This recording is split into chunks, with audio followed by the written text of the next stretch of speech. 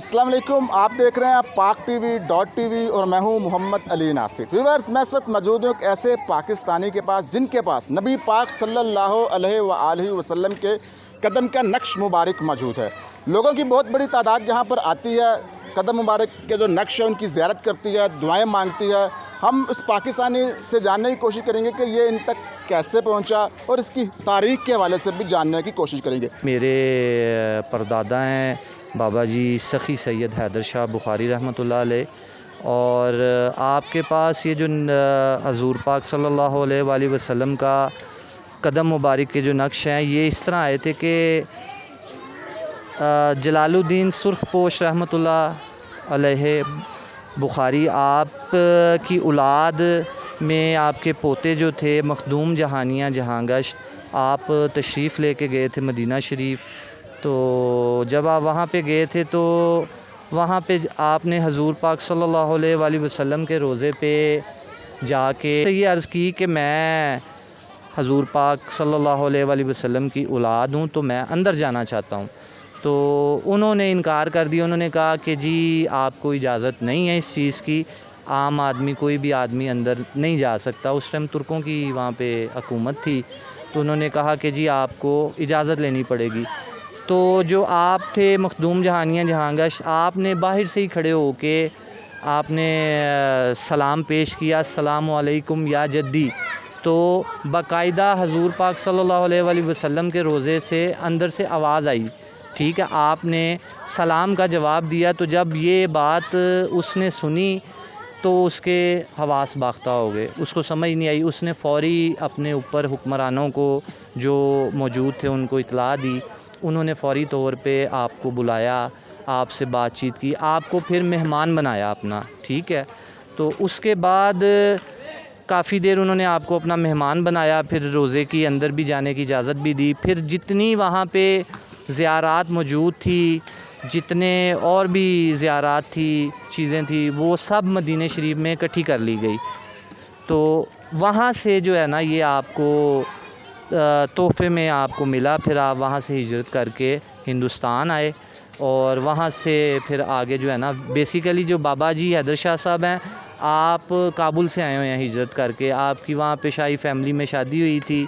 تو یہ جو مخدوم جہانیاں جہاں گشت ہیں، آپ سے ہوتا ہوا آگے نسل میں پھر وہاں تک گیا، اور وہاں سے پھر بابا جی تک پہنچا، اور پھر بابا جی اس کو لے کے جب وہاں سے ہجرت کر کے آئے تو وہ اس کو جو کابل کا وہ جو تھا بادشاہ، جس ٹائم ان کا کوئی مسئلہ ہوا وہاں پہ کوئی بغاوت کا، تو وہ پھر ان کو وہاں سے ہجرت کرنا پڑ گئی، وہ پھر لاہور آئے ہیں، ٹھیک ہے۔ لاہور جس ٹائم وہ یہاں پہ آئے ہیں تو پھر بابا جی بھی ان کے ساتھ یہاں پہ آئے، تو یہ آپ کے ساتھ پھر یہاں پہ قدم شریف وہ آیا۔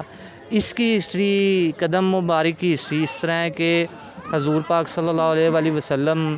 ایک وقت مدینہ شریف سے نکلے تو کسی جگہ پہ جا رہے تھے، تو آپ کے اوپر جب وحی کا نزول ہوا تو آپ اس ٹائم ایک پہاڑ کے اوپر تھے۔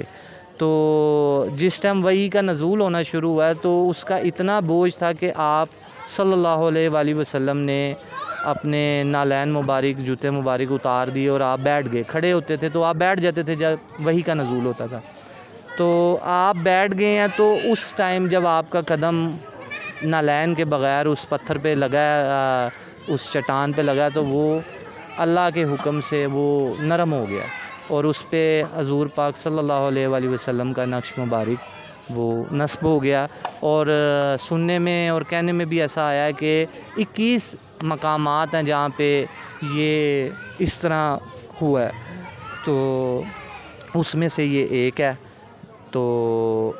اس میں پھر بابا جی کی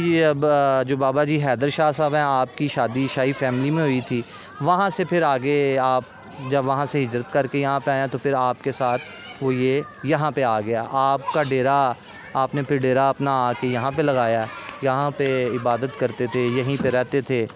تو یہ اس کی ہسٹری ہے، سرکار کی نسبت ہے، حضور سے منسلک ہے، تو نسبت ہی چیز ہے اور نسبت سے ہی ملتا ہے۔ اچھا، تو ہم یہ بھی جاننا چاہتے ہیں کہ بے شمار ایسے لوگ ہوئیں گے حکومت کے بھی ایسے نمائندے ہوں گے جنہوں نے آپ کو بڑی بڑی آفر کی ہوں گی کہ بڑی بھاری معاوضے کی بھی پیشکش کی ہوئی کہ یہ آپ نبی پاک صلی اللہ علیہ وسلم کے نقش مبارک جو قدم کیے ہیں وہ آپ ہمیں دے دیں، تو کوئی ایسی آفرز وغیرہ جب آتی ہیں تو کیا کہتے ہیں آپ ان کو؟ جی پہلی بات تو یہ کہ اس طرح کی آفر اور اس طرح کی بات میں یہ سمجھتا ہوں کہ اگر کوئی انسان اس کی قیمت کی بات کرے تو یہ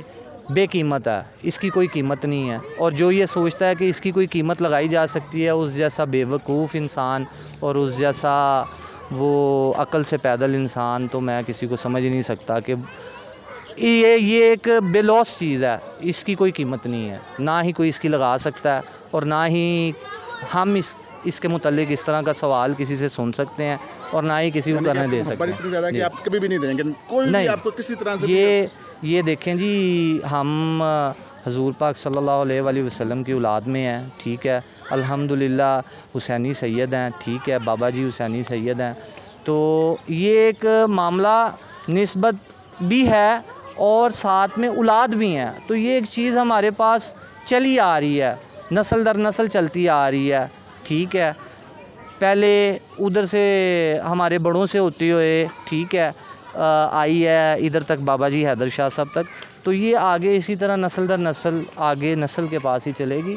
اس کو کہیں اور لے جانا یا کرنا وہ مناسب ہی نہیں ہے۔ بالکل ایسے ہی ہے۔ ٹھیک ہے۔ اچھا، تو آپ بڑے خوش نصیب ہیں، تو ہم یہ بھی جاننا چاہتے ہیں کہ آپ تو روز یہاں پر زیارت کرتے ہوں گے نبی پاک صلی اللہ علیہ وسلم کے قدم مبارک کی، تو کتنا دل جو ان سے کتنا سیٹسفائڈ محسوس ہوتا ہے، مطمئن ہوتا ہے، دل کی فیلنگ بھی ذرا بتائیں، کیونکہ ویورز جاننا چاہتے ہیں جو ملک کے دور دراز جگہوں پر ہی بیٹھے ہوئے ہیں، شہر سے باہر ہیں، اپنی فیلنگس بھی ذرا بتا دیجیے۔ جی یہ تو آپ نے سوال ایسا کر دیا کہ یہ تو ایک ایسا